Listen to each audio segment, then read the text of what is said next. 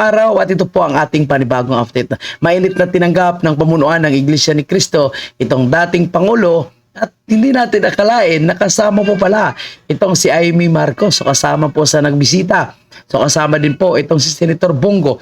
At mainit naman po na tinanggap ng pamunuan ng Iglesia ni Cristo ang dating Pangulong Duterte kung saan po nakasuporta po itong pamunuan ng Iglesia ni Cristo. Anyway, panoorin muna natin ang video at balita mula sa Net25. Dating Pangulong Rodrigo Duterte po ay muling bumisita sa tagapamahalang pangkalahatan ng Iglesia ni Cristo, ang kapatid na Eduardo Manalo. Narito po ang mga detalye. Nitong Huwebes, Oktubre 10, nang dumating sa Iglesia ni Cristo Central Office si dating Pangulong Rodrigo Duterte. Malugod siyang tinanggap bilang paggalang sa dating lider ng ating bansa.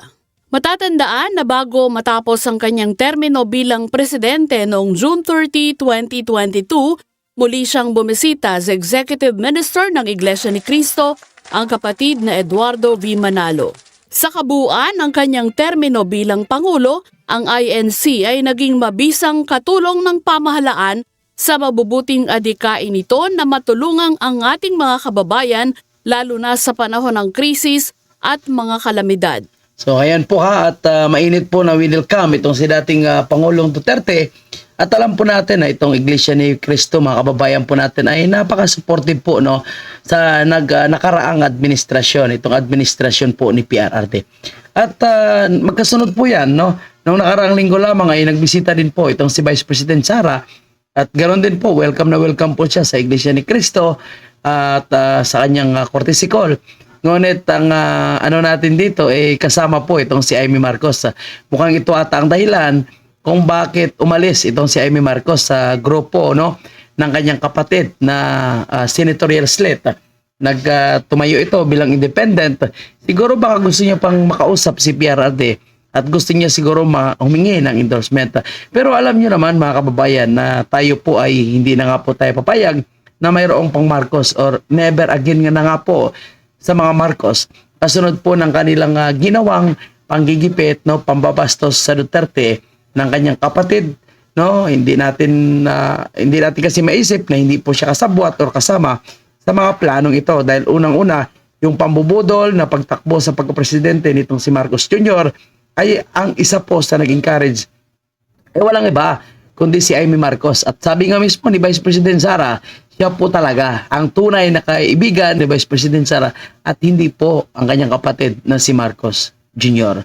Ngayon po mga kababayan po natin, siyempre si PRRD wala namang tanim ng sama ng galit, hindi naman po ito mahilig magtanim ng sama ng galit.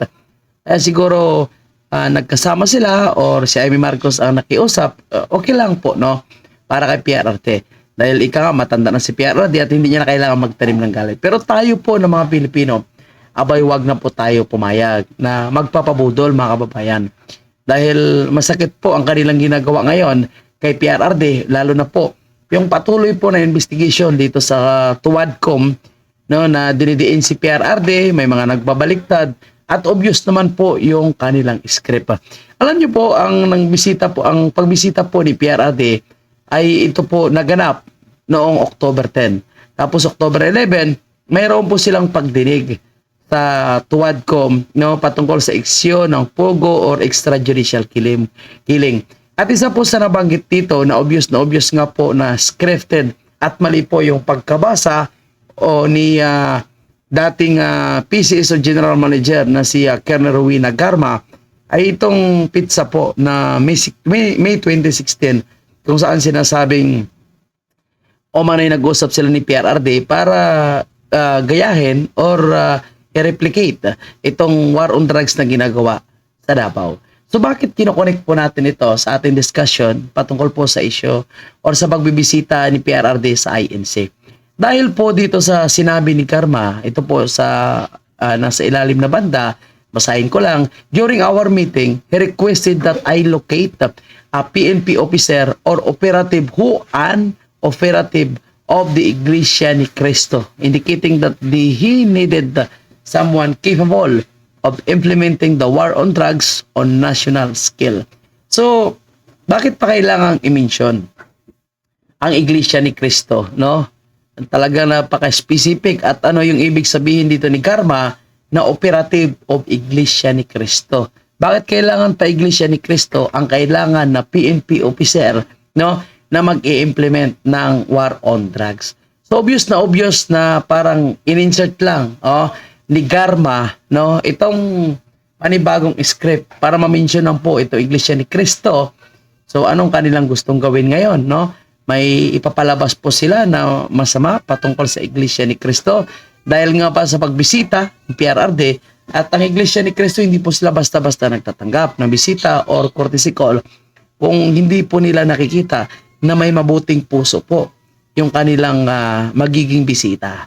So kaya nga tinanggap nila si Vice President Sara dahil alam nila na nagsasabi ito ng katotohanan. Tinanggap nila si PRRD dahil alam nila na si PRRD ay ginawa ang lahat na pagsasakripisyo para sa ikabubuti ng ating bansa. At pinili po, no, ni Congressman Marcolita na isa po sa kanilang kasapi at nandyan din po sa programa nila Senate 25 na manindigan para sa tama. Kini-question niya nga po ang ginagawa ng TUADCOM kung saan sentro lang umano ay ang mga Duterte. Sentro lang si PRRD. Ganon din po sa pagdinig sa budget umano ng Department of Education, Office of the Vice President, patungkol sa CIF or Confidential Fund. Pero marami din umano ang may Confidential Fund, mas malaki pa yung kanilang disallowances. Bakit hindi iniimbestigahan at bakit nakasentro lang po sa mga Duterte? Kaya kini-question niya po yung roles. Kaya kini-question niya rin po yung long-standing courtesy, no, sa House of Representatives na hindi na rin nila tinupad. At nabanggit din ni Congressman Marcolita na binakbakan si Vice President Sara ng sangkatutak na kapwa niya congressman na obvious umano na iisa lang ang kanilang pinupunto, no, makakuha ng impormasyon, no, na ikakasira ni PRRD at posibleng gagamitin nga po nila sa isang impeachment na umano'y luto na pero mukhang iinitin na lang. So ngayon mga kababayan po natin, nalalapit na po yung election, posible ito po yung dahilan kung bakit sumama po itong si Amy Marcos hingi ng tulong sa Iglesia ni Cristo. Pero sa mga Duterte, ikis na po ito.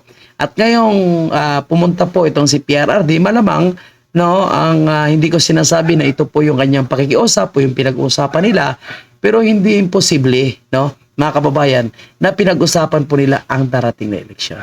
Lalo na, ang isa po sa kukunin ngayon bilang guest candidate ng PDP ay walang iba kundi si Congressman Marcolita na number 1 nga po para sa mga Duterte. At posible, no, na i-endorso ng Iglesia ni Cristo yung lahat na mga kandidato ni PRRD. So kaya titingnan po natin kung ano rin po yung aksyon na gagawin po nitong si Bongbong Marcos, no, dahil kailangan niya may humingi ng endorsement patungkol po sa kanyang 12, no, na mga senatorial slate. Abangan po natin, mas mainit po ang mangyaring eleksyon ito dahil talagang labanan ng Duterte at Marcos ang pinag-uusapan dito kasi yung pink, dilaw, no, yung mga makabayad black, wala na po yan sila. So, automatic naman yan, eliminate na po yan. At wala namang tsansa na mga mananalo yung mga yan. Ito lang mainit na labanan ngayon, Duterte slate at mga Marcos. Pero, siyempre, Duterte slate dyan, yung nakasigurado po tayong mananalo. At itong si Amy Marcos, alam niya kung saan po siya sa sandal. Kasi tingnan niyo po, di ba? So, talagang dumidikit, sumisip-sip siya. Kahit mukhang dumidistansya na nga po sa kanya, sa kanilang pamilya, ang mga Duterte. So, yan po yung ating pakaabangan, mga kababayan po natin. And good luck po sa PDP slate. So, sana po magkaroon ng endorsement galing mismo sa Iglesia ni Cristo. And palagay ko, hindi naman mga galaw nitong si Marcos Jr. kagaya ng KOJC itong Iglesia. Dahil mas malaki ito at tihamak na palaban ito, itong Iglesia ni Cristo. Siyempre, kagaya din po ng Kingdom of Jesus Christ, lumaban sila, no, pero hindi sa pisikal, kundi sa pamamagitan ng panalangin ang kanilang ginawa. Kaya sumasaludo po tayo sa KOJC. Imagine nyo po kung magsanib pwersa na po yung supporter ng KOJC, no, mga miyembro ng KOJC, supporter ng INC at miyembro ng INC para suportahan ang mga partido, no, ni PRRD, yung sinusulong na senatorial slate ni PRRD.